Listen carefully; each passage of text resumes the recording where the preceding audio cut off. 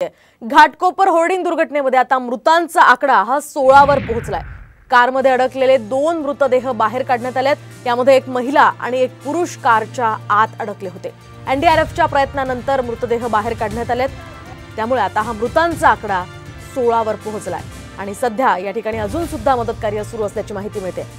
आपण या संदर्भात अधिक माहिती जाणून घेऊयात आमचे प्रतिनिधी आवेश तांदळे यांच्याकडून। आवेश, काय सांगाल, घाटकोपर होर्डिंग दुर्घटनेमध्ये आता हा मृतांचा आकडा 16 वर पोहोचलाय, काय सध्याचे अपडेट्स आहेत?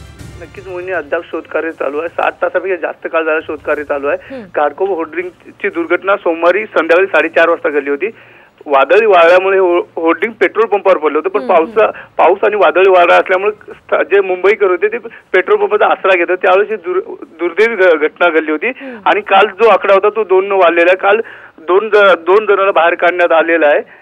एक महिला आणि एक पुरुष, म्हणजे असे 2 जण बाहेर काढलेले आहे। एनडीआरएफचे अद्याप शोधकार्य चालू आहे आणि आज संध्याकाळपर्यंत शोधकार्य थांबेलची शक्यता आहे। अगदी नक्कीच, धन्यवाद आवेश दिलेल्या या सविस्तर माहितीसाठी। तर आपण पाहतोय अतिशय दुर्दैवी ही घटना घाटकोपर मध्ये घडलेली आहे आणि हा मृतांचा आकडा तब्बल 16 वर पोहोचलेला आहे। 60 तासांहून जास्त वेळ झालेला आहे, तरी सुद्धा त्या ठिकाणी बचाव कार्य अजून सुद्धा सुरू आहे।